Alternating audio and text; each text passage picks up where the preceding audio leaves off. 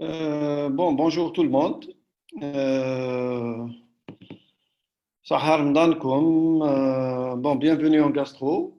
On va parler un peu de l'endoscopie digestive qui reste un outil très important en matière de diagnostic en hépatogastroentérologie. Donc, on va voir tous les endoscopes avec leurs indications, contre-indications. Euh, les objectifs de mon cours, c'est connaître les différents endoscopes et leur utilité, connaître les indications de ces différents endoscopes et bien sûr les contre-indications. Là, on est limité et le patient sera orienté vers un autre examen qui pourra rapporter quelque chose de plus pour le diagnostic. Donc, l'endoscopie est un terme générique qui est grec, qui signifie voir, regarder dans quelque chose. Et on définit l'endoscopie comme l'élimination et l'inspection des cavités naturelles des organes creux du corps humain à l'aide d'un endoscope spécial. L'endoscopie digestive a pour but l'abord instrumental non chirurgical du tube digestif par les orifices naturels, bien sûr, évidemment, la bouche et l'anus. Donc il faut dire que l'intérieur, voire à l'intérieur du corps humain, et observer les anomalies était depuis toujours un idéal de recherche pour les médecins. Auparavant, pratiquer les autopsies pour lier la mort ou le décès du patient à une pathologie X. Il était plus ambitieux d'explorer visuellement les cavités accessibles de vivant du patient. Donc les fosses nasales, les oreilles, la cavité vaginale et bien sûr le tube digestif. Eh bien, cette histoire d'endoscopie n'est pas récente. Donc, on voit que 600 ans avant Jésus-Christ, euh, on a trouvé la mention de spéculum dans le traité de Socrate. Les premiers Les premières pas dans l'endoscopie remontent à l'Antiquité grecque, l'époque d'Hippocrate. Les premiers endoscopistes furent les urologues, c'est eux qui ont commencé à utiliser cette technique pour aller explorer leur cavité en urologie. Et d'abord, M. Dusormeau a reçu un prix de 2000 francs lorsqu'il a présenté son premier urétroscope. L'étape suivante fut le fait des ORL, donc ils ont précédé la gastro, sans doute inspiré par Manuel Garcia en 1806, entre 1806 et 1907, un chanteur et professeur au Conservatoire de Paris en 1840. Le premier qui a commencé à utiliser les endoscopes et a ouvert la porte ou le chemin aux endoscopes, c'était un chirurgien allemand qui a pu explorer les quelques centimètres de l'œsophage. Mais en 1868, Adolphe, après avoir assisté à un spectacle des avaleurs des âpres, les fakirs, donc il a eu l'idée de faire progresser carrément un tube métallique rigide dans l'estomac, guidé par un flexible préalable introduit dans l'œsophage. Donc, au début de l'histoire de l'endoscopie, c'était vraiment des examens qui étaient très durs, carrément intolérants. Et vous voyez un patient à qui on fait une endoscopie, donc couché en position latérale gauche, tenu par deux infirmières. L'un ouvre la bouche, le deuxième fait passer le type qui est semi-flexible. Et c'était en 1935, c'était carrément des salles de torture, hein. Donc, par la suite, on a eu l'histoire des endoscopes optiques. Donc, il n'y avait que l'opérateur qui pouvait voir ce qui se passe dans le tube digestif. Mais actuellement, on parle d'endoscopie ou là de vidéo-endoscope. Donc, carrément, on a une vidéo avec une source de lumière et on a un écran en face pour permettre non seulement à l'opérateur d'examiner le tube digestif, mais à l'ensemble des gens qui sont dans la salle assister à cet examen.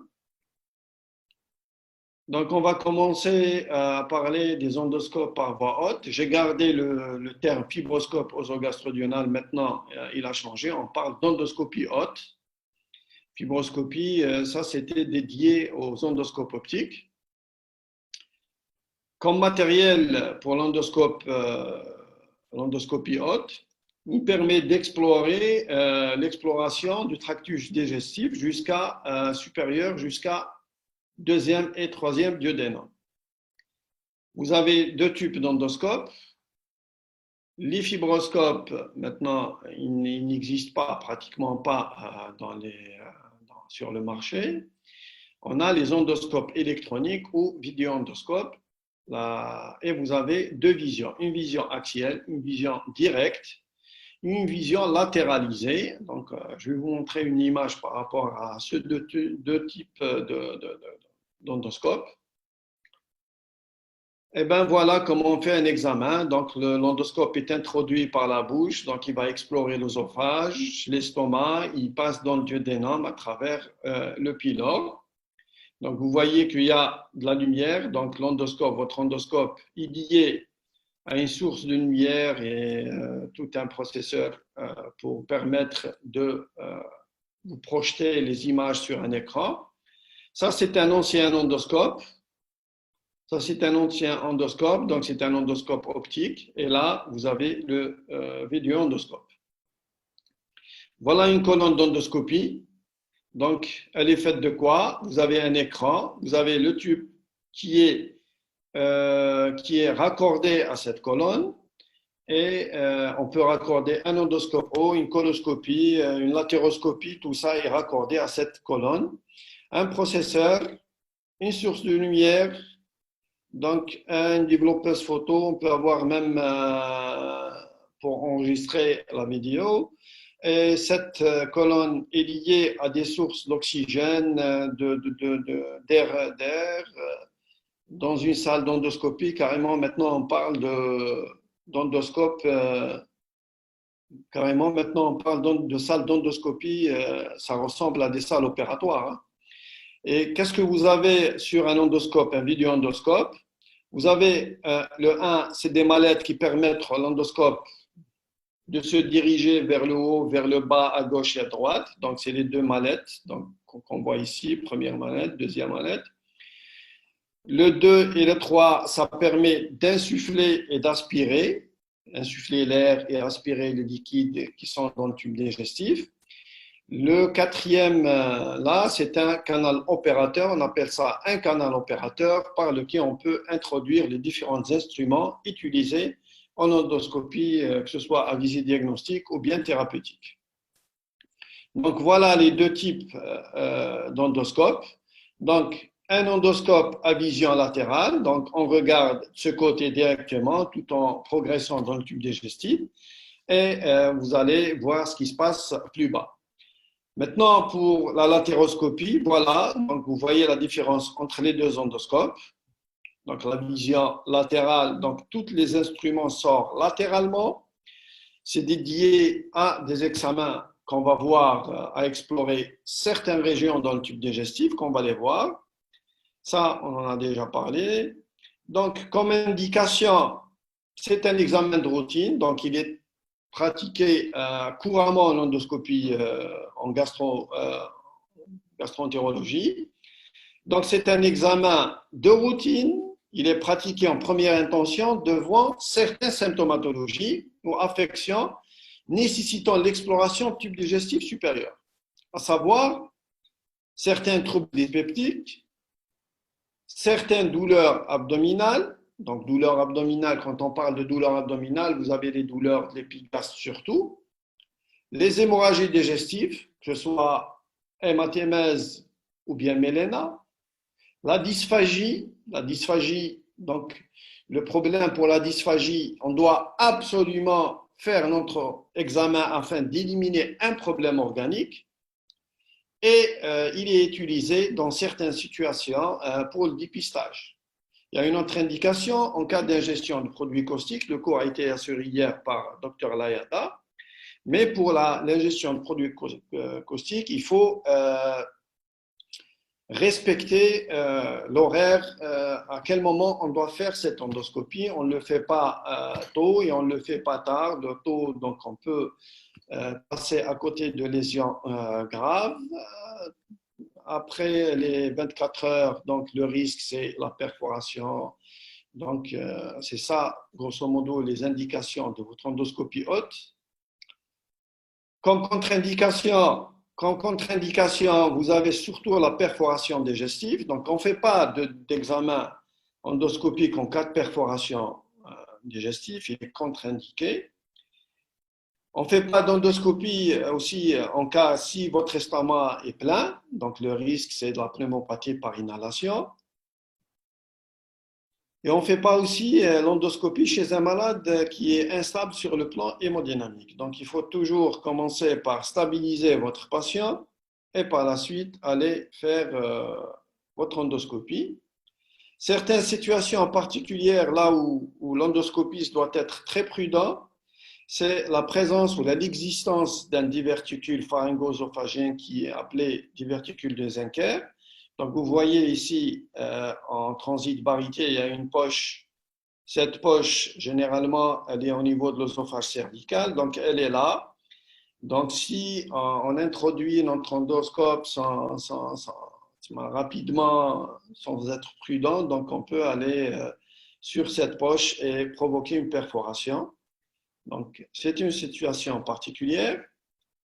Maintenant, les contre-indications qui sont liées au terrain. Donc, vous avez l'insuffisance cardiaque ou respiratoire décompensée. Il faut faire attention.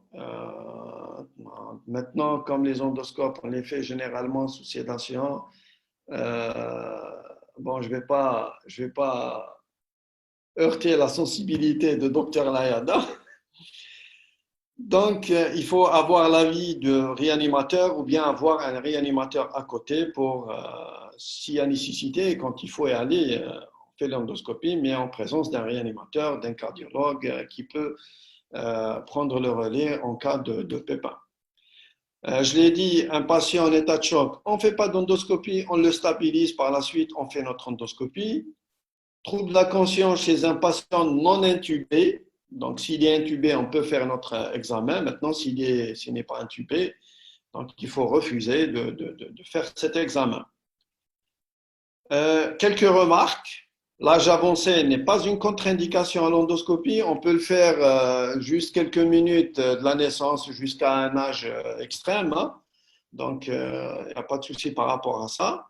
Les troubles de l'hémostase ne sont pas une contre-indication à l'endoscopie, mais ne permettent pas de réaliser maintenant, en fonction de ce trouble l'hémostatique, est-ce que on peut faire des biopsies sous aspégique, mais on ne peut pas faire de gestes thérapeutiques s'il y a des troubles de l'hémostase.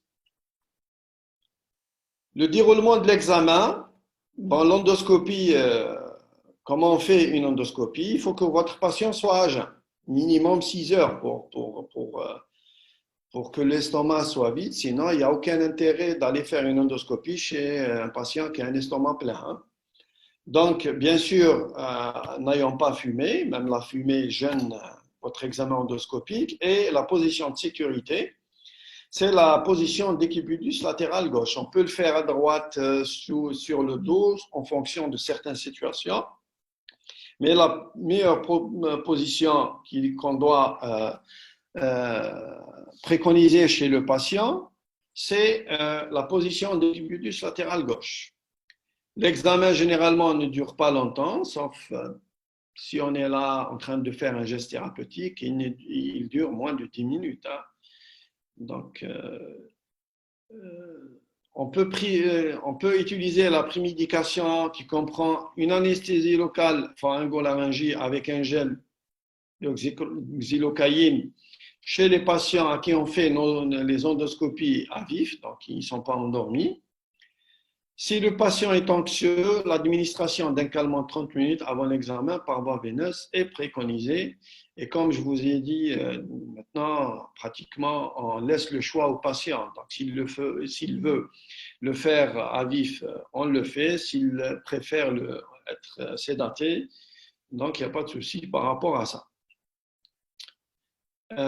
L'endoscope lui-même, il est cher, précieux pour un gastro-entérologue, hein. Donc, il doit protéger son endoscope. Comment il doit le protéger? Les prothèses dentaires mobiles doivent être enlevées. Le risque, c'est quoi? Votre patient, au cours de la manipulation, avaler son dentier. Et là, vous aurez une deuxième tâche, c'est d'aller chercher ce dentier dans l'estomac pour enlever. Avant de commencer votre examen, il faut toujours vérifier que votre patient n'a pas de prothèse dentaire, mettre un cale-dent, donc un cale-dent qui doit le tenir avec ses dents, donc c'est pour protéger l'endoscope. Donc l'endoscope est introduit par ce trou qui est central. Donc ça, c'est un élastique qui peut maintenir autour de la tête votre cale-dent.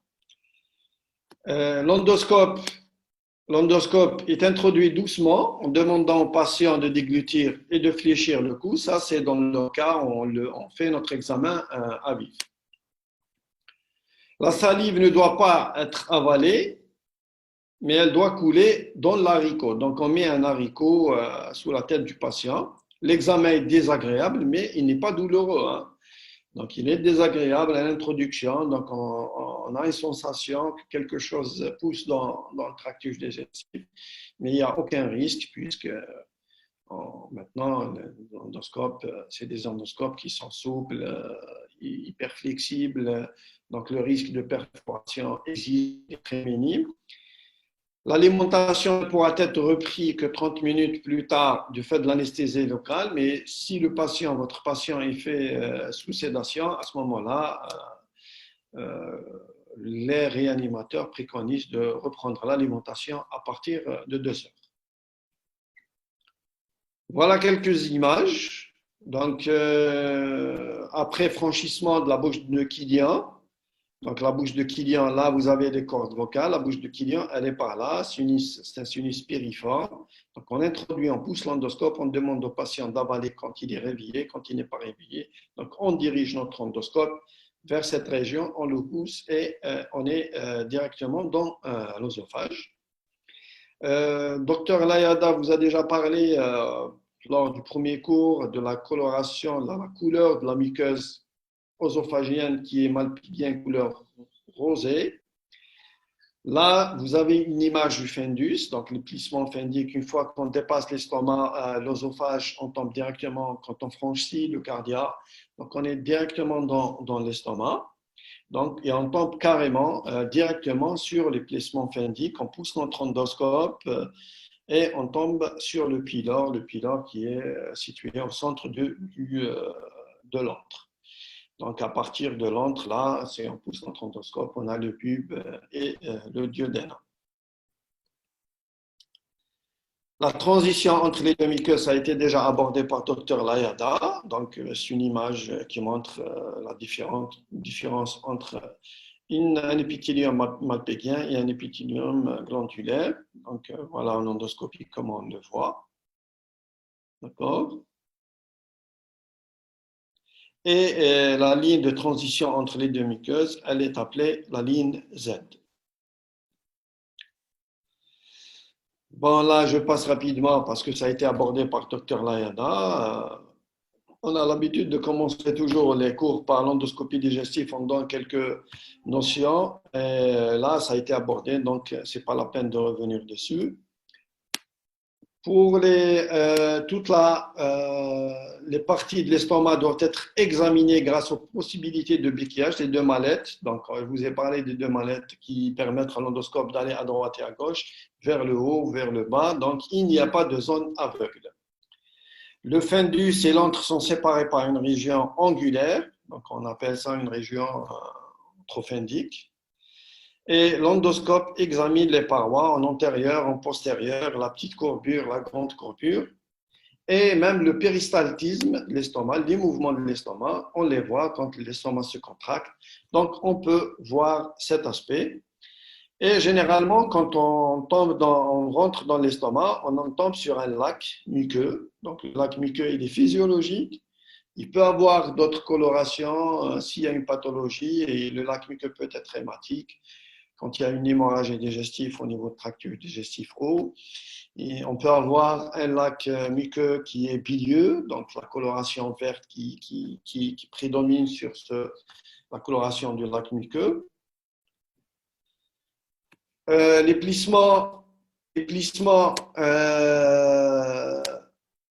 sont parallèles au grand axe de l'estomac. Donc, vous voyez comment il défile. Donc, vous avez l'axe de l'estomac. Donc, les plissements, ça descend du haut vers le bas.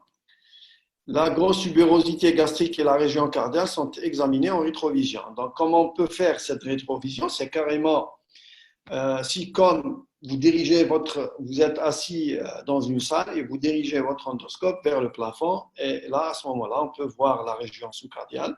Donc, voilà l'endoscope, il est entré à travers le cardia, introduit à travers le cardia, et il fait carrément un tour pour voir la grosse tuberosité. Cette grosse tuberosité, il faut la voir. Il faut chercher s'il n'y a pas de problème parce que c'est une zone non fonctionnelle. Et s'il y a par exemple un cancer qui se développe à ce niveau-là, donc la symptomatologie va tarder à apparaître avant de faire le diagnostic de ce cancer.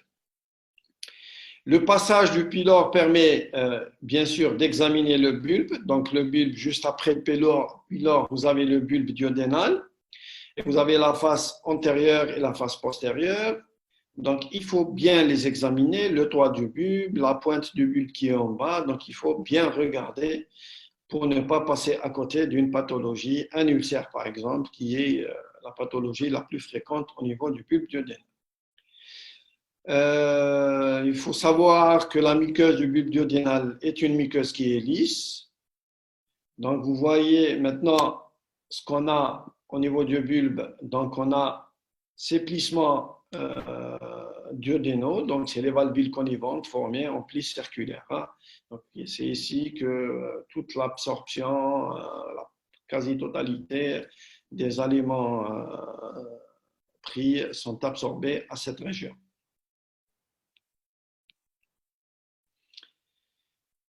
Parlons un peu de la papille. La papille, c'est quoi une papille? C'est la convergence de la voie biliaire principale avec le versum qui se rejoint au niveau du sphincter d'Oddi. Donc en endoscopie, voilà son aspect en endoscopie. Cette papille ne peut pas être vue en endoscopie axiale. C'est pour ça qu'on a des endoscopes latérales parce qu'elle est latéralisée, donc c'est grâce à ce genre d'endoscope qu'on peut voir cette papille. Donc elle est là, donc l'endoscope vient par là, donc il est là, donc vous avez cette partie qui va se diriger vers la papille. C'est quoi, pourquoi on doit voir cette papille, pourquoi on doit l'explorer, vous allez le voir tout à l'heure. Chose très importante à signaler, toutes les zones suspectes doivent être biopsiées. Donc, on peut introduire une pince à biopsie à travers ce canal opérateur. Toutes les zones qui sont anormaux doivent être biopsiées. Donc, le diagnostic grâce à l'endoscopie reste un diagnostic macroscopique. Donc, il faut faire des biopsies, envoyer en anapathe, et c'est l'anapathe qui vous donne le diagnostic de certitude. Donc, si vous, par exemple, vous donnez des conclusions à un cancer ou de l'œsophage ou un cancer de l'estomac sans anapathe, votre dossier sera rejeté dans les RCP, dans les réunions de cancérologie. Donc, il faut absolument faire des biopsies sur toutes les zones suspectes. Les principales lésions observées en endoscopie haute, c'est quoi? Qu'est-ce qu'on peut voir? La hernie hiatale. Docteur Layada vous a parlé de cette hernie hiatale, la différence entre la muqueuse malpighienne et glandulaire qui dépasse les 2 cm. À ce moment-là, il y a une partie de la muqueuse gastrique qui passe qui dépasse les 2 plis diaphragmatiques. Donc, à ce moment-là, quand c'est en endoscopie, elle dépasse les 2 cm. C'est une hernie hiatale. Pour l'œsophagite peptique, ça a été vu, ça a été abordé par Dr. Layarda. Voilà ce qu'on voit, des lésions linéaires longitudinales, dépassent inférieure, supérieure. Vous avez la classification de Los Angeles pour classer tout ça. L'endobrachioœsophage, les ondes d'endobrachioœsophage, on peut les voir. Les lésions, les œsophagites caustiques, bien sûr, pour classer les lésions œsophagiennes. Quel est le stade 2B, 2A, 3A, 3A, 3B, 3A, 3A. Donc, vous pouvez le faire. Les cancers de l'œsophage, donc carrément, c'est des bourgeons qu'on voit en endoscopie. Les varices œsophagiennes qui sont la conséquence d'un foie de cirrhose. Donc, voilà une varice œsophagienne, deux varices œsophagiennes, et là, c'est un bourgeon d'un cancer de l'œsophage. Le syndrome de Mallory-Weiss, c'est quoi le syndrome? C'est la déchirure provoquée lors des efforts de vomissement. Les diverticules œsophagiennes, on en a déjà parlé, voilà comment on le voit en endoscopie, des verticules de Zenker et les anneaux œsophagiennes.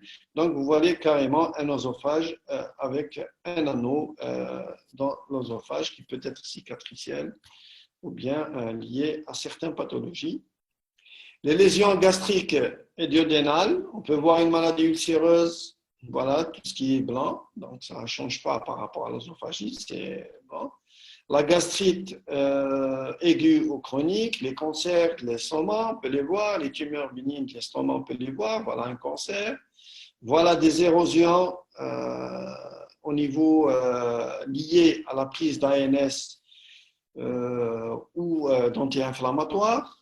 Aspirine, ça peut causer des dégâts, des érosions sont en blanc. Les complications qui sont liées à l'endoscopie, c'est quoi? Vous avez l'endoscopie haute qui reste un examen sûr, même s'il comporte plusieurs risques potentiels. Donc, on doit les signaler, on doit expliquer ça aux patients. Le risque, c'est la pneumopathie d'inhalation quand l'estomac n'est pas plein. Donc, il risque d'inhalation, risque qu'une quantité qui est dans l'estomac passe dans les bronches. Les troubles de rythme chez les patients à risque cardiovasculaire, c'est pour ça que quand on a un patient, une pathologie cardiaque, on doit avoir l'accord de son cardiologue ou bien du réanimateur de la salle, parce que l'endoscopie est considérée actuellement comme une épreuve d'effort. Donc, on peut être à l'origine de troubles de rythme.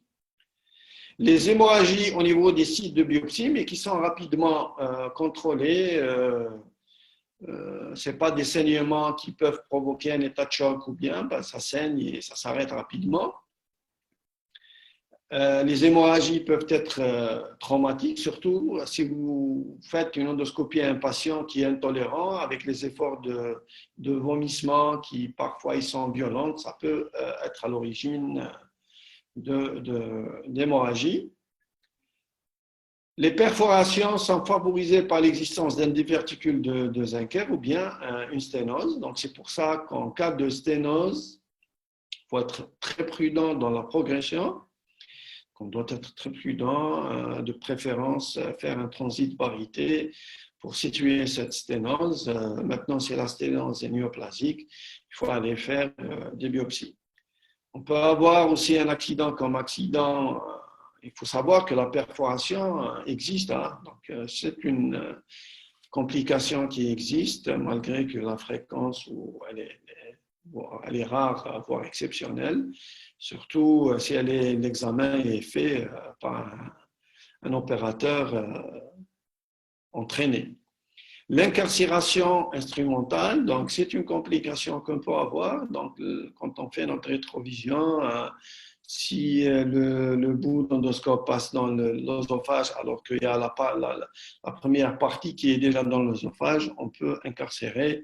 Et à ce moment-là, il faut prendre son téléphone et appeler le chirurgien et demander secours. Le risque infectieux, donc il y a le risque infectieux, il est là, il est réel. L'acte endoscopique, l'endoscopie est considérée actuellement comme un vecteur. C'est pour ça qu'il y a des normes internationales pour la désinfection des endoscopes. Il y a maintenant carrément des machines à laver pour laver ces endoscopes avec des produits qui sont bactéricides et véricides. Donc, ça peut provoquer une certaine bactériémie transitoire.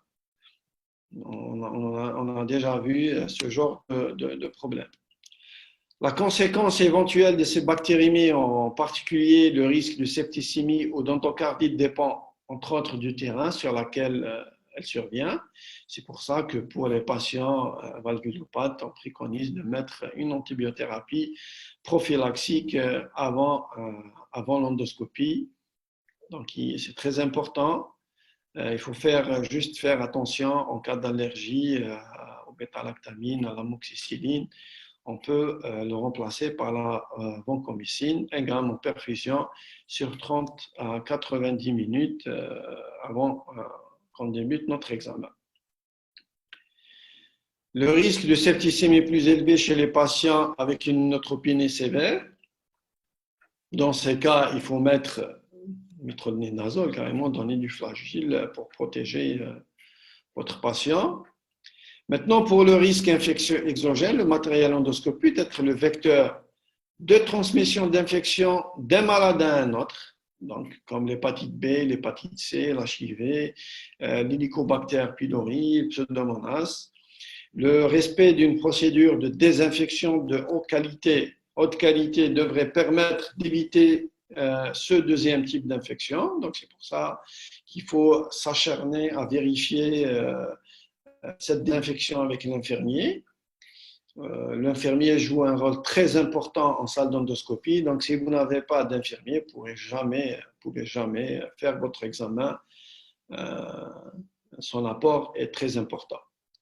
Voilà les machines à laver dont je vous ai parlé. Donc, carrément, des machines à laver programmées avec, vous avez les 3 produits utilisés. Vous avez un produit qui permet de rincer cet endoscope, un produit pour nettoyer l'endoscope et par la suite, en 3e position, vous avez le produit désinfectant.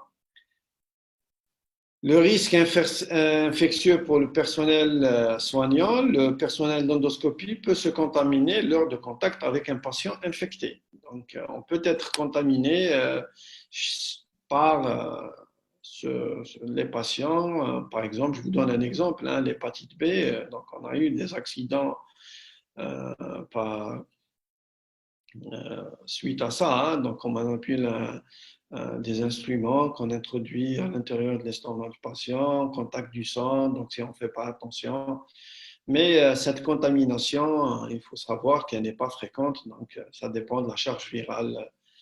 Par exemple, pour le B, il faut que la charge virale soit importante. Ce n'est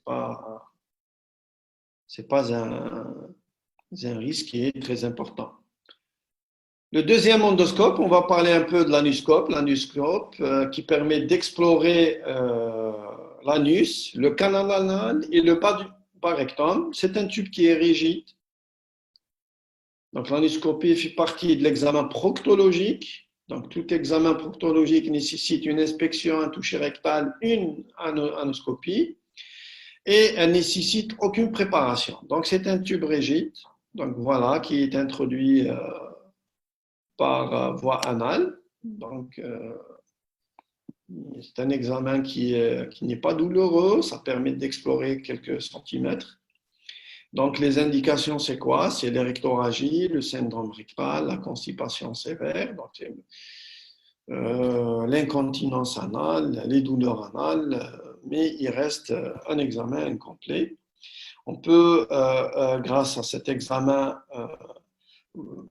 voir une tumeur du canal anal, une fistule, un abcès, une maladie hémorroïdaire interne, puisque la maladie hémorroïdaire externe, donc on la voit à l'inspection.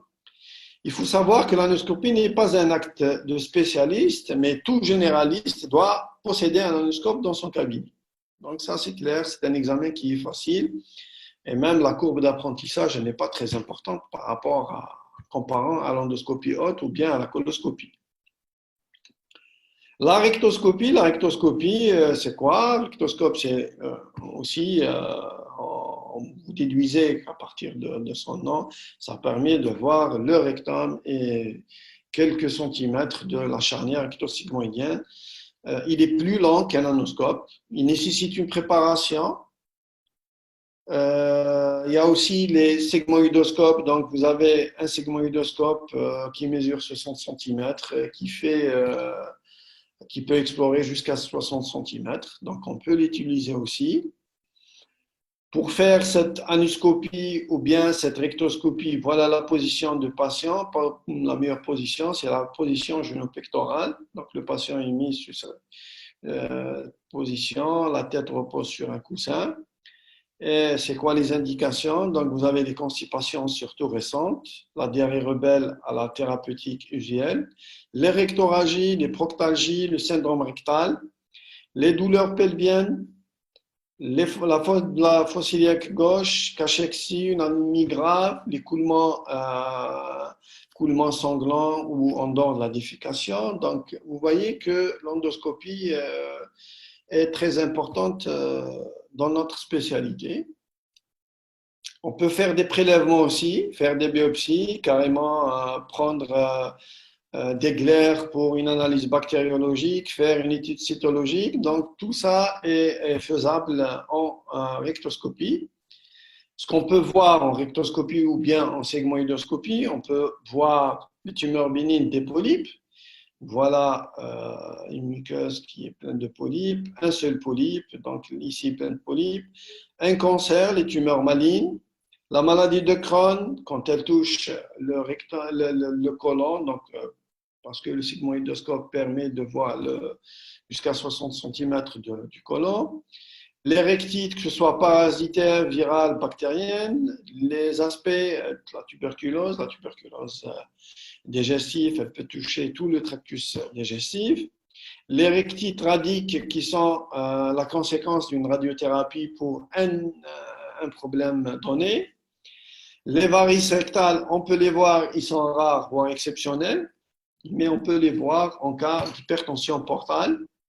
Les corps étrangers intrarectales, donc certains patients avec un profil particulier peuvent introduire des objets qu'on doit par la suite aller chercher ou bien aller enlever. Donc, les angiomes, c'est des malformations vasculaires qui sont là. Les diverticules, voilà, c'est carrément des petites poches hernières qui siègent au niveau du côlon, surtout gauche, et on peut les voir à droite, ça siège au niveau des zones de faiblesse. Donc, on peut les trouver. Maintenant, on va aborder la coloscopie. La coloscopie, elle a une place très, très importante, surtout actuellement dans la prévention des cancers colorectals.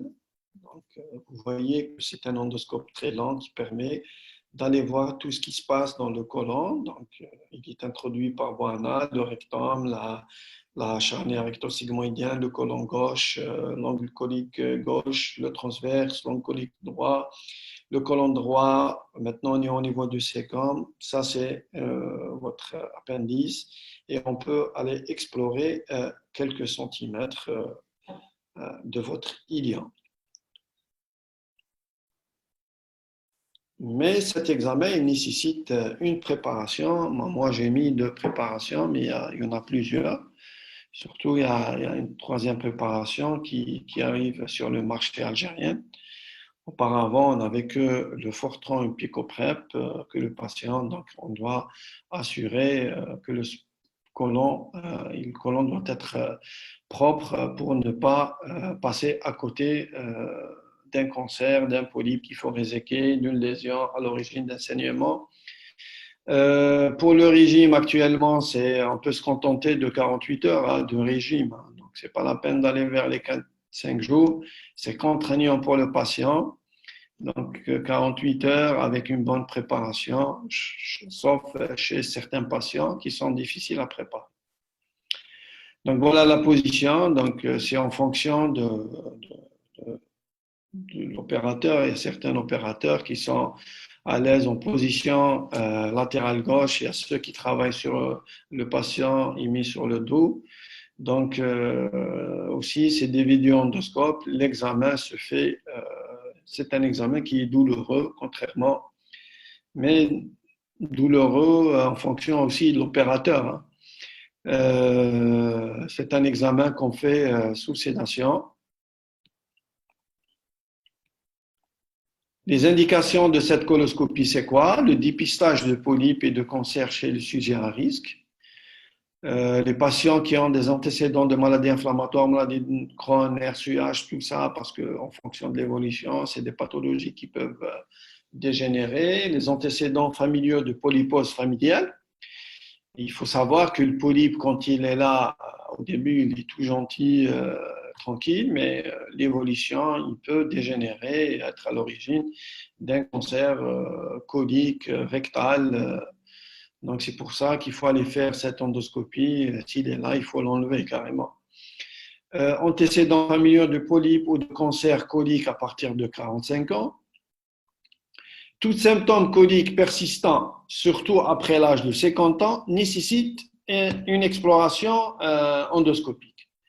Donc, un type de transit, troubles de transit intestinal, les douleurs abdominales, les diarrhées chroniques, les rectorragies. Les rectorragies, c'est des signes d'alarme.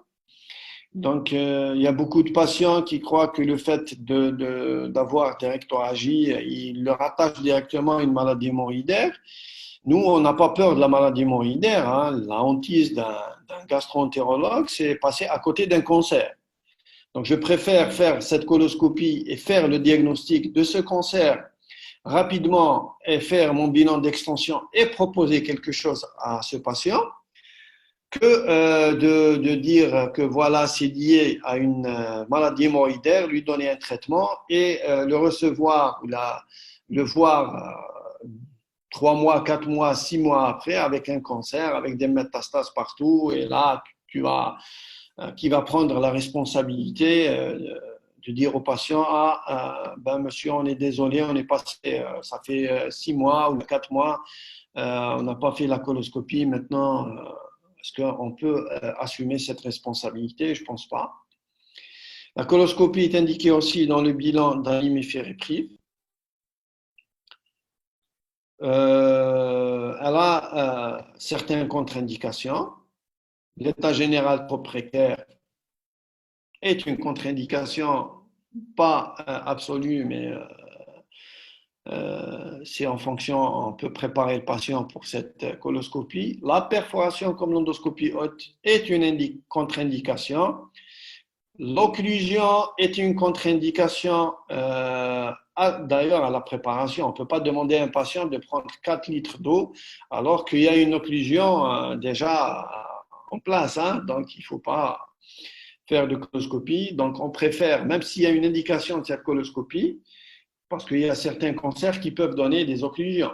Donc, on préfère que le chirurgien intervient, il lève cette occlusion, donc il fait ce qu'il faut pour que l'occlusion, que le côlon respire, et par la suite, on peut aller faire cette coloscopie en dehors de toute urgence. La diverticulite aiguë, on a vu des images de diverticules, quand ils sont infectés, là, c'est une muqueuse qui est fragile, il y a de l'inflammation, donc il suffit de rien pour perforer. Donc, on ne fait pas de coloscopie chez quelqu'un qui a une diverticulite aiguë. Le diagnostic est fait par le scanner et on peut programmer le patient plus tard pour une coloscopie. Les limites de votre coloscopie, c'est quoi? L'examen peut être incomplet, donc vous êtes animé d'une bonne volonté, vous préparez le patient, vous lui expliquez, il faut faire le régime, prendre cette préparation, mais certains patients, donc, qui sont malheureusement, peuvent être mal préparés, hein, donc on tombe sur des selles dures. Maintenant, il y a les pompes qui peuvent aider, pompes de lavage qui peuvent aider, mais quand vous tombez sur des selles dures qu'on ne peut pas aspirer, donc à ce moment-là, il faut arrêter l'examen et reconvoquer le patient avec une meilleure préparation. Quand le patient est intolérant, quand le patient est fait, l'examen est fait sans sédation, donc il y a une intolérance marquée, donc il faut arrêter l'examen, le reconvoquer pour le faire sous sédation. Les sténoses coliques, c'est une limite, donc on ne peut pas progresser. Si vous avez une sténose au niveau du sigmoïde, vous ne pouvez pas aller vers le côlon gauche ni continuer votre examen. Le dolichocolon, c'est des colons qui sont longs, généralement. Pas une limite, mais il faut que l'examen soit fait par quelqu'un qui est très bien entraîné. Difficulté de débouclage, c'est quoi le débouclage? Donc, on peut tomber sur des angulations au niveau du côlon. Le côlon n'est pas un cadre à dessiner, bien dessiné, hein. Donc, on peut tomber sur des angulations. Quand vous poussez votre endoscope, s'il bute contre une angulation, donc il va s'enrouler la partie distale va s'enrouler sur elle-même et on ne progresse pas. Donc là, on fait certaines manœuvres pour redresser le coloscope et essayer d'aller plus loin. La muqueuse colique est rosée, elle est lisse et les vaisseaux, on peut les voir, ils sont visibles, hein. Donc vous avez ici, on est au niveau du côlon gauche. Donc vous voyez les ostracions. Maintenant, ils sont triangulaires. Donc on reconnaît qu'on est au niveau du transverse. Quand elles sont circulaires, on est au niveau du côlon, on est au niveau du sigmoïde.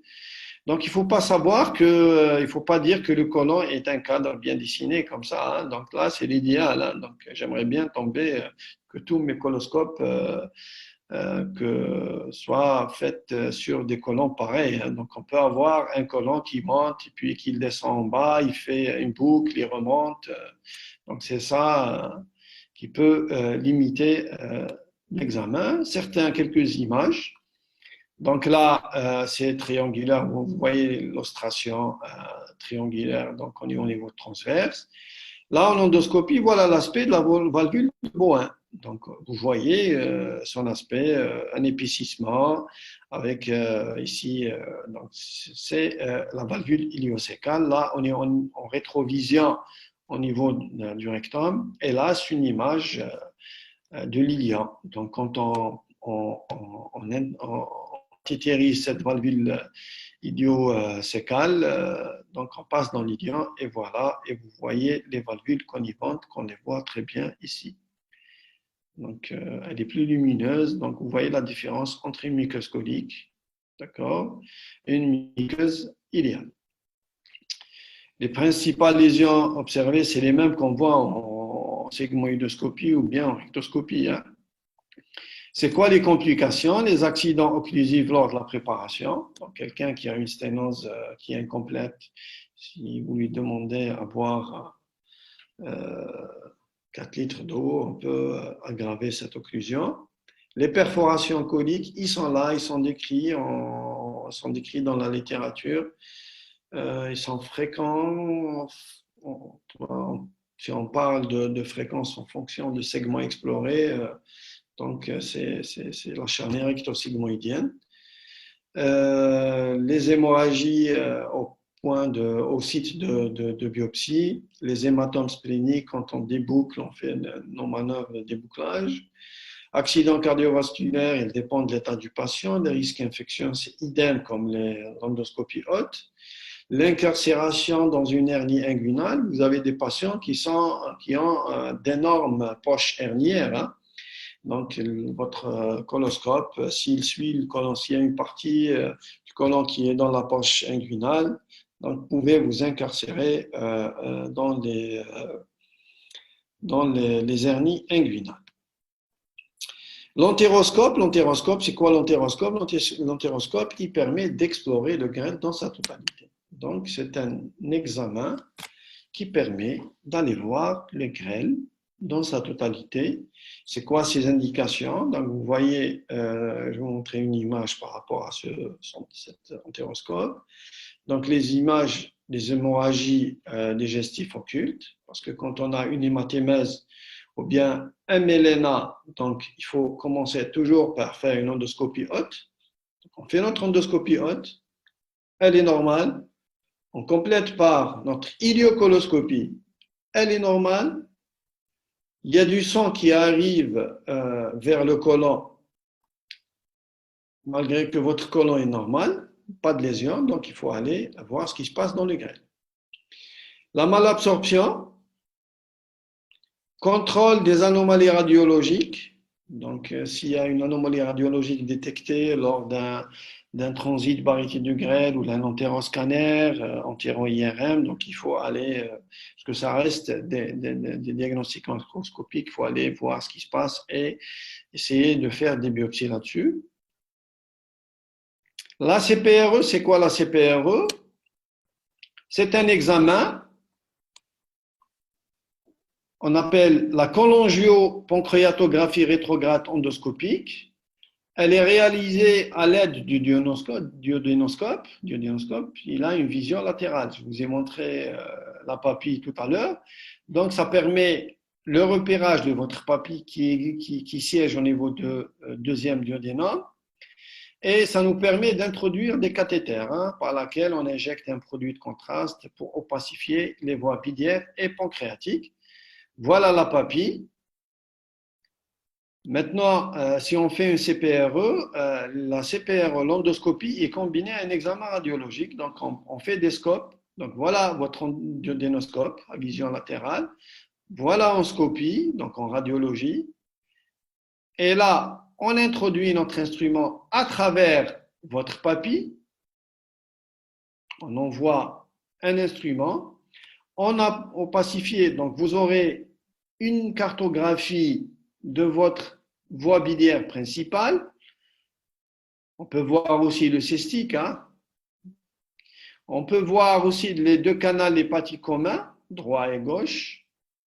Donc tout ça, on peut le voir. Donc voilà un latéroscope. Donc on introduit. L'intérêt, c'est quoi? Vous avez un calcul qui obstrue carrément le drainage de la bile. Donc la bile, elle est évacuée ou la sécrétée dans le tube digestif au moment des repas. Donc ça aide à la digestion. La bile et le suc pancréatique sont déversés dans le duodénum pour aider à la digestion des aliments.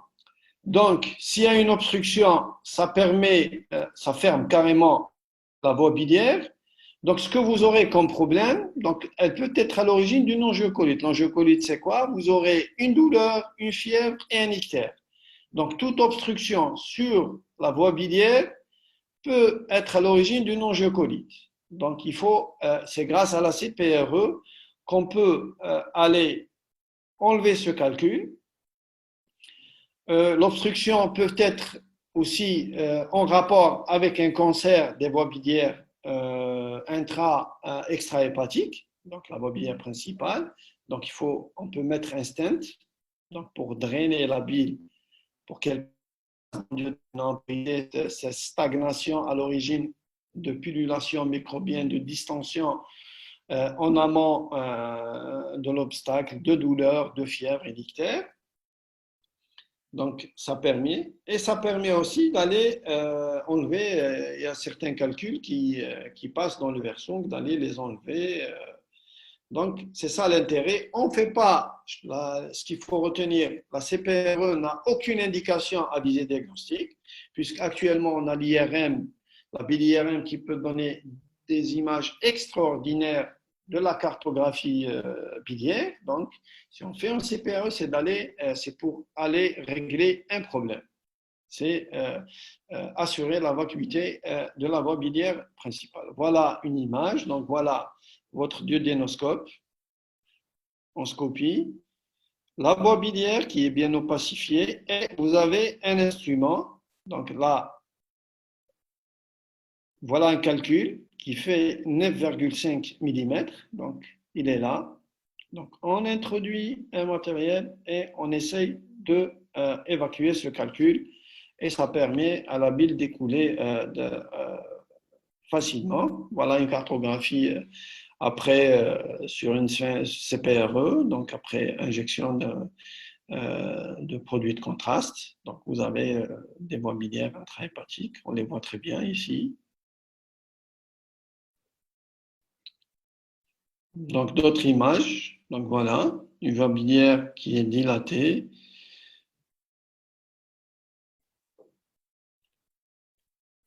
Les indications de cette CPRE, c'est quoi? C'est d'aller enlever obstacles biliaires, tout type d'obstacles, bénins, tumeurs bénignes, tumeurs malignes, les lithiases, les kystes hydatiques qui peuvent, après rupture d'un kyste hydatique hépatique dans les voies biliaires, on peut évacuer ça. Pathologie pancréatique non diagnostiquée par les autres méthodes d'imagerie. Les complications, mais cette CPRE, elle a certaines complications qui peuvent être néfastes dangereuses pour la vie du patient. À savoir, elle est faite pour régler une angiocolite, mais elle peut être à l'origine d'une angiocolite. Elle peut être à l'origine d'une pancréatite aiguë, perforation duodénale favorisée par la présence d'un diverticule, infection d'un focus du pancréas. Focus du pancréas, c'est la conséquence des pancréatites aiguës. Une cholécystite nécrosante et, comme je l'ai signalé déjà,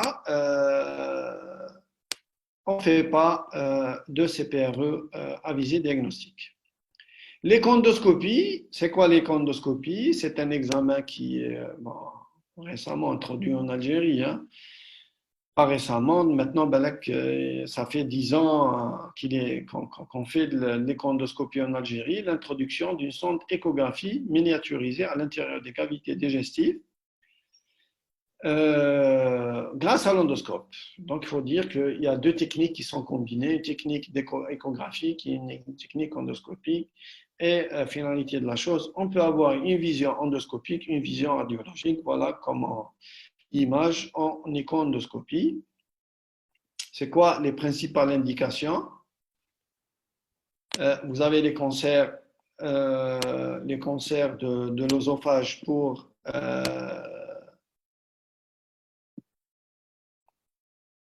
le bilan, pour réaliser un bilan d'extension leucorégionale. Le cancer d'estomac aussi, ça permet de différencier une vraie tumeur sous-muqueuse d'une compression extrinsèque. Quand on a un aspect en endoscopie, on voit un aspect en endoscopie de compression qui vient comprimer la paroi gastrique. On fait une échondoscopie ou bien un scanner, hein, même le scanner on l'a fait. Mais maintenant, on est en endoscopie, donc on fait notre examen endoscopique qui permet de différencier une tumeur sous-muqueuse. Faire la différence entre elle et une compression extrinsèque. Le cancer du rectum, donc ça permet de faire le bilan d'extension locorégionale. Et l'exploration, ça permet aussi d'explorer le pancréas. On peut très bien visualiser le pancréas dans les différentes portions, la tête du pancréas, le corps, l'isthme, la queue du pancréas. On peut les voir et les explorer, faire des biopsies aussi sur une masse pancréatique. Grâce à des aiguilles, on est très bien dirigé. Un autre examen endoscopique, c'est la paroscopie. La paroscopie, j'en parle, peu de centres maintenant font cette laparoscopie.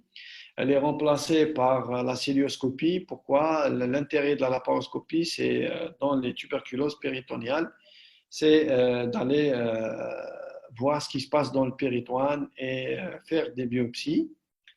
Donc, on fait carrément un trou dans la paroi abdominale et on introduit notre endoscope. L'examen est fait sous sédation et vous avez un tube qui est rigide, carrément rigide. Il est dirigé par l'opérateur pour explorer les deux feuillets pariétales.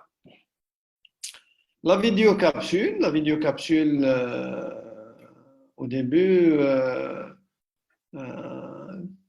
de cette histoire de la vidéocapsule, tout le monde était content, voilà, ça va remplacer les endoscopes, ça permet d'explorer, c'est une petite gélule qu'on avale avec une gorgée d'eau, ou un grand verre d'eau, qui va nous donner des images ou des images endoscopiques super qui peuvent remplacer cet endoscope, mais malheureusement, l'intérêt de cette vidéocapsule reste dans l'exploration du grêle, parce que le grêle nous pose vraiment un problème dans son exploration, même il y a peu de centres qui ont un entéroscope, l'examen est très lent, ça peut durer 2 à 3 heures, sous sédation bien sûr, et cette vidéocapsule permet de donner des images tout le long du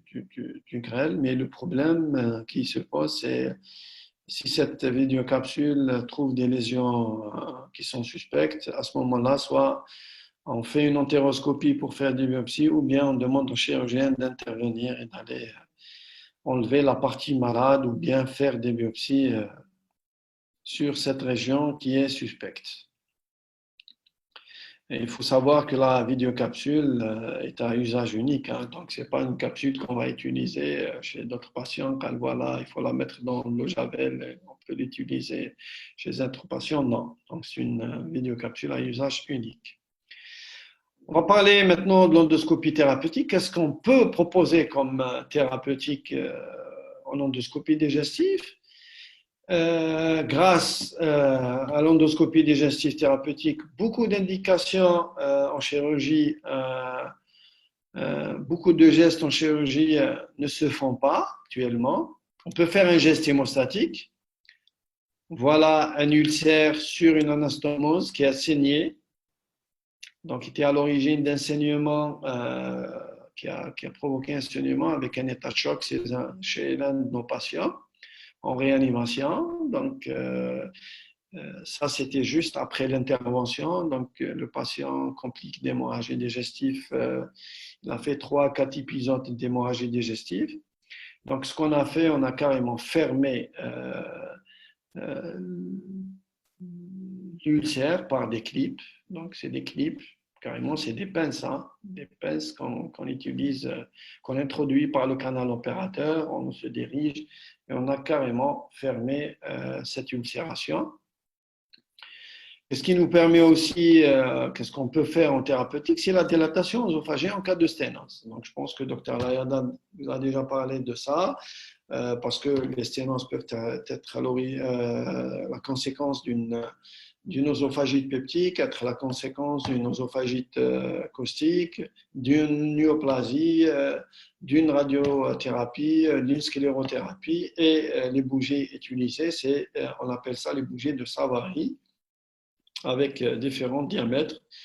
La dilatation pneumatique grâce au ballonnet. Donc, c'est un ballonnet qui est dédié à la chalasie du cardiaque. Donc, on le met et on gonfle pour essayer d'ouvrir vaincre cette hyperpression du sphincter inférieur de l'œsophage.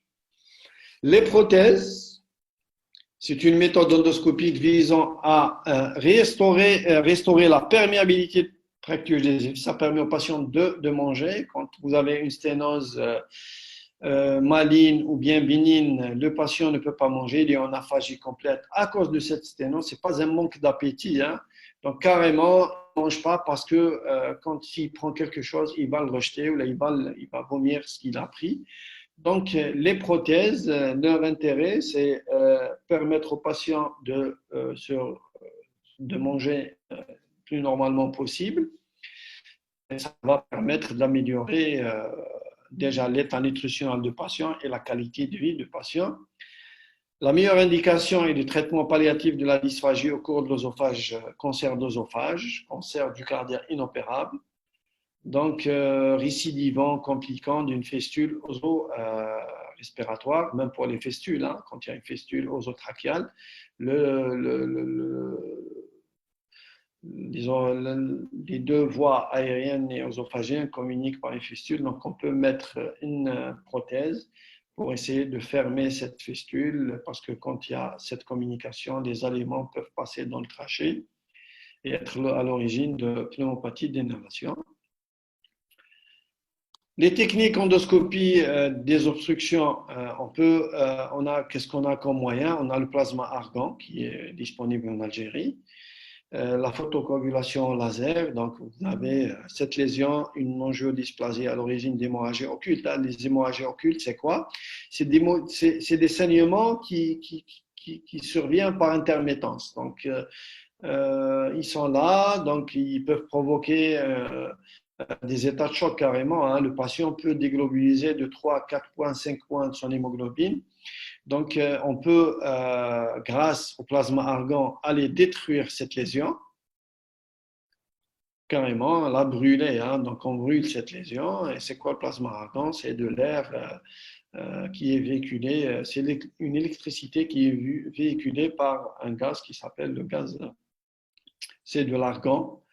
Donc, ça permet aussi, quand vous avez carrément une obstruction, un oesophage qui est pris par un processus, par un cancer d'oesophage qui le ferme complètement, on peut aller détruire ce tissu pathologique. Donc, on peut le faire. Il y a plusieurs intérêts. Détruire pour créer un passage pour mettre en place une prothèse. Donc, on peut le faire. On peut aussi faire comme geste thérapeutique, extraire des corps étrangers qui sont avalés. Vous avez une pièce de monnaie, des piles, brosse à dents, on a déjà vu ça, des cailloux chez certains patients les valeurs de cailloux, des géophages. Donc les bridges, tout ça peut être avalé accidentellement par le patient et là, grâce à une pince à corps étranger, on peut enlever ces objets. Ce qu'on peut faire aussi en endoscopie thérapeutique, c'est les polypectomies. Je vous ai dit que tout polype qui est là au niveau du côlon, au niveau de l'estomac, au niveau de l'œsophage, on peut, grâce à des pinces, des anses thermiques, enlever carrément sans passer par la chirurgie, faire une résection, prendre le polype carrément avec une pince et le couper grâce à un courant électrique. Voilà des images de polypes qu'on doit réséquer si on tombe dessus. Et voilà la technique. Donc, si le polype est sessile, donc on peut injecter pour le soulever et par la suite faire passer l'anse diathermique et on enlève carrément ce polype.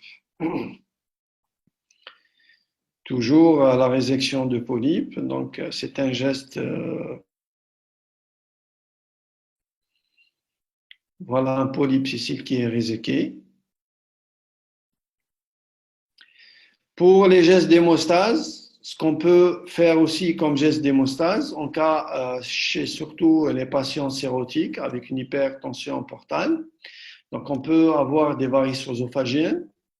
Donc ce qu'on peut proposer, c'est la ligature élastique, c'est carrément aspirer cette varice et larguer un élastique qui va être à l'origine une ischémie, formation d'insphacelle puis vous avez cette varice qui va tomber, laisser en place une ulcération qui va être à l'origine d'une cicatrice fibreuse. Pour les varices gastriques, ce qu'on peut faire, c'est aussi d'aller injecter de la colle biologique dans cette varice pour essayer d'obstruer carrément cette varice, qui peuvent être à l'origine de saignements très importants, hein. Maintenant, au niveau de l'estomac, il s'agit au niveau de l'estomac duodénum aussi comme geste hémostatique, injection hémostatique. On peut injecter, si on a un ulcère qui est en train de saigner, on peut injecter du sérum adrénaliné qui va provoquer une vasoconstriction locale. Mettre des clips sur un ulcère qui saigne, bien sûr. On ne fait pas un clip pour essayer de... Ce n'est pas un traitement pour traiter l'ulcère, hein, c'est pour arrêter. Il est utilisé à visée hémostatique. La sphinctérotomie endoscopique, donc c'est pratiquement, on en a déjà parlé lors de la CPRE. Donc vous avez une papille, il y a un calcul qui obstrue carrément la voie biliaire principale. Donc ce qu'on fait, on fait une coupe sur la papille, élargir l'orifice papillaire et ça nous permet d'extraire ce calcul. Ça permet aussi de placer des prothèses biliaires ou pancréatiques. La gastrostomie endoscopique, il y a un chirurgien qui vient de nous rejoindre, donc j'ai vu sa tête, Karim, hein, donc la gastrostomie est un moyen pour permettre aux patients de s'alimenter à travers un tuyau qui est carrément mis dans l'estomac par voie endoscopique. Donc, il y a certaines indications. Donc, vous avez les troubles de la déglutition, les patients qui sont comateux, des patients qu'il faut les traumas crâniens, tout ça pose vraiment un problème nutritionnel. Donc, la gastrostomie endoscopique permet d'assurer cette alimentation. Donc, voilà ce qu'on fait comme méthode. Donc, là, pratiquement, on va faire un trou, introduire notre cathéter, un fil guide, on rattrape, puis on fait passer une sonde, voilà la sonde, donc on la fait passer par la bouche, on tire, et vous avez la collerette interne qui reste au niveau de l'estomac et la collerette externe qui est à l'extérieur. Et grâce à ce tube, le patient peut s'alimenter, donc on peut tout faire passer, les médicaments, et ça permet de garder un équilibre nutritionnel pour votre patient. Qu'est-ce qu'on a aussi comme procédé thérapeutique en endoscopie? Donc, vous avez traitement instrumental des maladies hémorroïdaires, donc soit par photocoagulation en infrarouge, donc il y a certaines indications, la ligature élastique, la cryothérapie. Il faut savoir que pour poser les indications, il faut d'abord classer cette maladie hémorroïdaire, surtout les maladies hémorroïdaires internes, en maladies hémorroïdaires internes, grade 1, grade 2, vous allez voir dans les prochains cours. Et je termine par cette image que j'aime bien. Un patient guéri est un client qui est perdu. Hein. Donc, premier jour en gastroentérologie. Et qui peut les conférenciers et donc les questions-réponses. Tu cliques, tu vois leurs questions à la fin pour répondre. Donc, maintenant, je vais essayer de répondre à certaines questions. Première question, dans l'endoscopie, donc l'endoscopie seule ne permet pas à faire le diagnostic. Non, je n'ai pas dit ça. J'ai dit que l'endoscopie, l'image en endoscopie reste une image macroscopique. Donc, quand on a une image, un aspect suspect, il faut aller faire des biopsies et envoyer en anapathe pour avoir un diagnostic de certitude. Hein. Donc, mais pour certaines pathologies bénignes comme l'ulcère, s'il y a un ulcère bulbaire, il est là, l'ulcère bulbaire, on ne fait pas de biopsie sur un ulcère bulbaire parce que l'ulcère bulbaire ne dégénère jamais. On considère les néoplasies comme contre-indication vu qu'il y a un risque de perforation. Non, c'est pas une contre-indication. J'ai jamais dit que c'est une contre-indication. Au contraire, il faut faire de l'endoscopie, faire des biopsies et avoir un diagnostic histologique si tu veux vraiment aller régler le problème de ton patient. Pourquoi est-ce qu'on préconise la position latérale gauche? Parce que c'est une position de sécurité. Hein. En endoscopie, c'est une position de sécurité, mais j'ai dit que certaines situations, les patients en réanimation, on est obligé de, s'il est intubé et les voies aériennes sont protégées, donc on peut le faire même en décubitus dorsal. Hein. Bon, là, j'ai déjà répondu. De quoi est composé le lac muqueux? Sécrétion gastrique, hein, c'est les sécrétions de l'estomac, de ton estomac qui. Les lésions suite à l'aspirine, il y a des questions qui. Bon, je monte. Les lésions suite à l'aspirine est due à la posologie ou à la chronicité. Non, c'est le médicament lui-même qui peut être à l'origine de ces lésions, hein, mais c'est des lésions qui ne sont pas graves. Hein, donc, chez certains patients, comme les patients qui ont besoin de prendre de l'ASPJ au long cours, donc on peut les protéger si c'est des patients qui font des lésions en répétition, donc on peut les protéger par les EPP. Donc, le docteur Layada vous a bien expliqué l'intérêt des EPP. Est-ce l'endoscopie gêne la respiration? Eh bien non, donc c'est des orifices qui sont différents, donc c'est un examen qui est désagréable, mais ça gêne en rien la respiration du patient. Séquestration de matériel après un patient atteint de Ça, j'ai pas compris. Hein. Ça veut dire quoi? Docteur, s'il vous plaît, c'est quoi une incarcération instrumentale? Je l'ai dit. Hein. Donc, votre endoscope ou la. On peut pas, donc je vais utiliser un terme, c'est on peut pas récupérer notre endoscope. Hein. Donc, c'est ça le terme exact. Hein. Maintenant, si docteur Layada a un autre avis, Personne. donc il peut intervenir. Hein. On te demande est-ce qu'on doit arrêter les antivitamines K avant l'endoscopie? J'ai pas vu cette question. Elle est où? Hein? Allez, chez moi. Si, Quoi? si, moi j'ai vu cette question.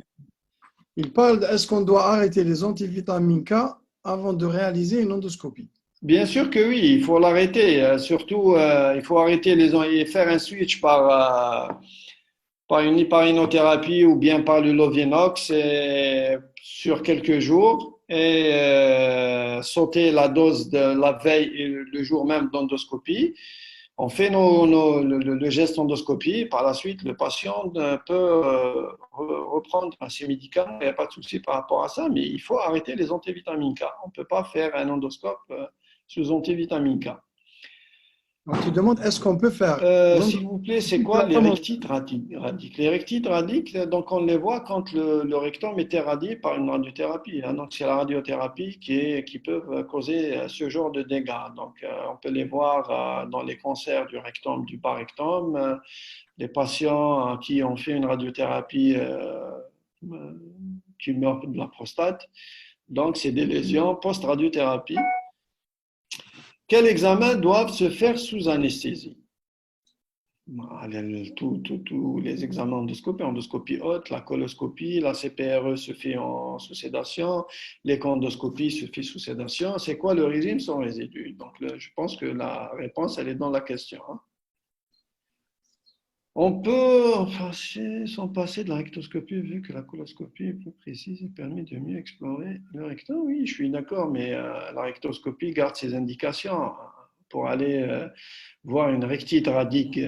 Donc, je ne suis pas obligé de faire une coloscopie pour faire le diagnostic d'une rectite radique. Hein. Mais si tu as une hémorragie, si tu as un signe d'alarme, constipation récente, une anémie chronique, un antécédent de cancer premier degré, donc là, il vaut mieux aller faire une coloscopie.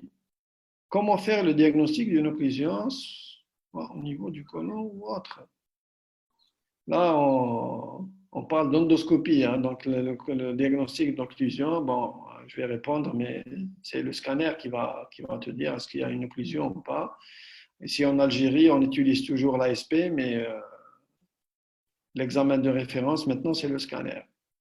Les examens qui nécessitent une préparation, c'est la coloscopie. Hein, c'est l'endoscopie haute, il faut être à jeun. La coloscopie, il faut une préparation. La latéroscopie, il faut être à jeun. La CPRE, il faut être à jeun. Donc, c'est tout ça. À partir de quel moment on estime qu'une diarrhée est chronique? Généralement, c'est quand elle dépasse les 2 mois. Et quand il y a un retentissement sur l'état général aussi. Est-ce que la fibroscopie et la coloscopie sont contre-indiquées chez la femme enceinte? Premier trimestre, oui, mais par la suite, on peut le faire. Hein. Donc, n'est-ce pas, docteur Layada? Oui, Quoique moi, je le fais. mais il faut respecter l'indication. Oui, C'est puis quand possible. on a, Non. quand, ouais, quand il y a une nécessité à le faire, il faut le faire. Quand tu as une hémorragie digestive, donc la priorité, Quelquefois, c'est sauver la femme, hein, c'est pas. oui, Il y a effectivement. un décalage. Bon, c'est quoi un régime sans résidus? L'érythromycine gastrique. Oui, on aimerait bien avoir de l'érythromycine pour la vidose gastrique, docteur Layada. Mais bon, ça nous permet de préparer l'estomac en cas de Oui. d'hémorragie digestive. Ça nous permet d'explorer cet estomac et faire le geste approprié. Si l'ingestion de caustique induit une nécrose, on a un doute sur la profondeur, donc on peut utiliser des chondroscopies. Non, non, non, non, non. Les chondroscopies n'ont aucune indication en cas d'ingestion de produits caustiques. Donc si tu as des images de nécrose, tu redoutes beaucoup plus la perforation que d'aller voir ce qui se passe dans les couches de la paroi. C'est TDM avec injection de produits de Oui, il faut contraste, faire un on en a parlé. TDM. Hein, donc, c'est quoi l'intérêt de faire un CPRE en cas de pathologie non diagnostiquée par les autres méthodes d'imagerie, malgré que ce n'est pas un intérêt, un diagnostic? Oui, c'est une excellente question. Là, certaines situations, quand, par exemple, on fait une BDRM, tu as une pathologie, tu as par exemple un problème sur la voie biliaire principale, le pancréas ou là, et les examens radiologiques ne permettent pas de voir le problème et tu as un syndrome de cholestase, certaines situations te poussent à faire un CPRE pour essayer d'aller opacifier et voir de près ce qui se passe dans la voie biliaire. Hein. Donc, mais je leur dis, il n'y a pas d'intérêt d'aller faire un CPRE à visée diagnostique. N'y a-t-il pas le risque de dilatation? N'y a-t-il pas de risque lors de la dilatation? Oui, il y a un risque quand on dilate une sténose. Le risque, c'est la perforation. C'est pour ça qu'il faut être prudent. Il y a des règles. Hein, donc, on ne fait pas de dilatation à tort à travers et les indications et le nombre de bougies à faire passer, c'est bien indiqué dans la littérature. Et si quand on fait une dilatation, on a cette délacération. Si on voit que la délacération est très importante, à ce moment-là, il faut arrêter hein, et laisser le patient tranquille. Est-ce que la résection de polype peut causer une hémorragie? Oui, la résection d'un polype peut être l'origine d'hémorragie digestive. C'est pour ça qu'il y a certaines méthodes qui permettent de prévenir ce genre d'hémorragie. Et même si hémorragie il y a, donc on a du matériel pour arrêter le saignement. Hein. Sinon, coucou, monsieur le chirurgien, il vient à notre secours. Hein. Sous sédation veut dire sous anesthésie. Sous sédation, c'est pas. Oui, oui, oui. Moi, il y a des questions qui sautent. Hein. Je n'arrive pas à suivre le. Le problème, c'est que tu as une conférence où tu dois parler de toute la gastro. Oui, oui, oui. Non, mais j'ai des questions qui sautent. Je les vois et elles sautent après, je ne les retrouve plus. Tout ça Est-ce que remonte. les érosions, est-ce que les érosions sont pathologiques? Bien sûr. Normalement, je vous ai montré des images d'un estomac normal. Quand il y a une érosion, c'est pathologique. Mais l'érosion, ça dépend, le type d'érosion. La sonde nasogastrique peut être à l'origine d'érosion. Les ANS peuvent être à l'origine des érosions. Est-ce que le cancer colique peuvent être suspectés chez un sujet jeune et est-ce qu'on peut être amené à faire une colo chez le sujet dans ce cas, contrairement à l'adulte, où c'est systématique? Oui, on a vu des cancers chez le sujet jeune et on a fait des coloscopies. Donc, c'est les symptômes, hein, c'est les signes d'alarme qui dictent ta conduite à tenir hein, après. Hein. Donc, si tu as des signes d'alarme, il faut aller explorer.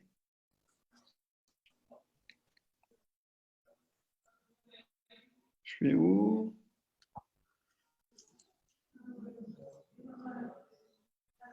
Indication, hémorragie, CPRO.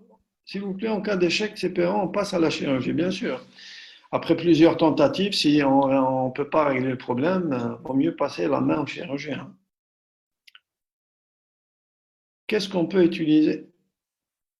La technique de plasma argon peut détruire un polype. Bon, l'indication de plasma argon, c'est les angiodysplasies. Hein. Maintenant, pour les plages de petits polypes, on peut les détruire, mais la meilleure indication pour le plasma argon, c'est l'angiodysplasie.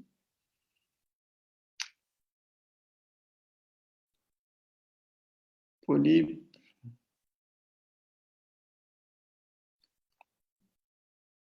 Pourquoi l'insuffisance cardiaque est une contre-indication? Je l'ai dit, hein, c'est carrément une épreuve d'effort qui peut faire décompenser le corps de ton patient. Donc, c'est pour ça qu'il faut avoir l'accord du cardiologue et bien sûr, lors de l'examen, l'accord du réanimateur. On ne tombe pas sur des hémorragies, résection, bon.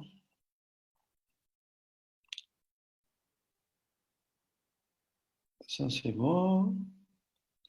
Pourquoi le patient ne doit pas fumer? C'est travailler, c'est comme si tu travailles dans le brouillard à Londres, hein. Donc, tu peux passer à côté. C'est pour ça qu'on demande au patient de ne pas fumer. Si le patient non a jeun, on peut pratiquer l'endoscopie en cas d'urgence. Ça sera difficile, hein. Si le patient n'est pas jeun, on peut passer à côté de lésions, hein. On aura des zones aveugles. Donc, on préfère préparer le patient, hein. Urgence, on essaye d'utiliser les moyens de réanimation pour garder le patient en vie et le préparer pour une bonne endoscopie.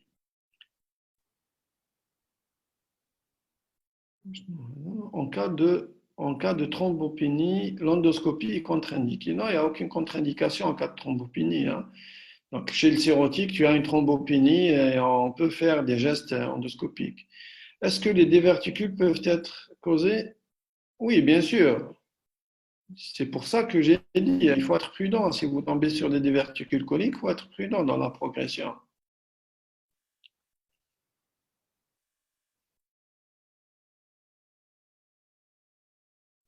Quel est l'examen? Oh.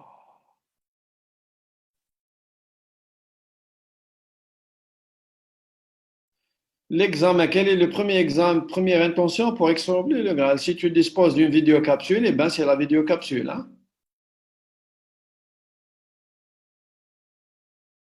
Quelles sont les indications de la gastrostomie?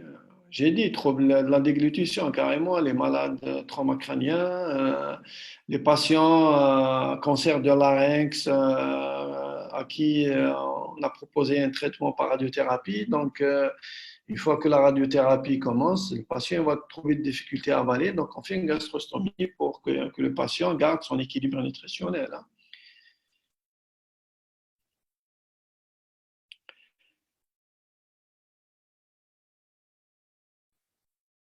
Est-ce que la résection du polype pédiculé est la même que le cécile? Non, ce n'est pas la même chose. Pédiculé, on a plus de facilité à réséquer un polype pédiculé qu'à réséquer un polype cécile. Est-ce que le cancer chronique peut être suspecté chez moi? C'est bon. Docteur, est-ce que la toux et l'éternuement peuvent perturber l'endoscopie? Bien sûr, si tu le fais à vif et en train de tousser et éternuer, ça va te gêner dans l'examen. Donc, odeur désagréable.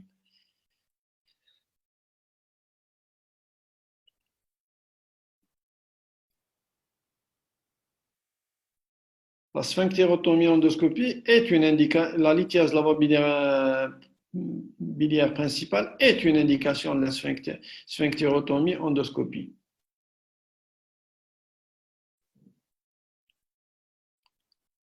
Donc, je pense que je suis en train de faire de la consultation. Il y a des questions qui relèvent de la consultation, pas de mon cours, hein.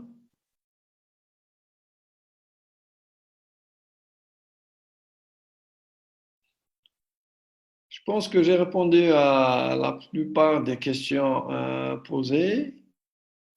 Maintenant, le cours vous sera transmis prochainement. Vous pouvez poser vos questions aussi et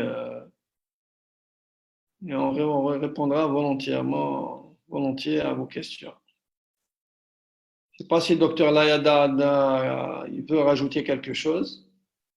Merci, docteur Kazula. Je n'ai rien à rajouter. Tu as fait le tour de la question. C'est une question difficile. Le challenge a été relevé. Et je te remercie. De toute façon, ils ont. Donc, on passe à. C'est bon, Jamal, on passe. C'est bon pour moi, c'est bon, hein? Donc, Eh bien, normalement, j'ai merci. respecté le timing. Non, non, parfait, formidable. Formidable, c'est parfait.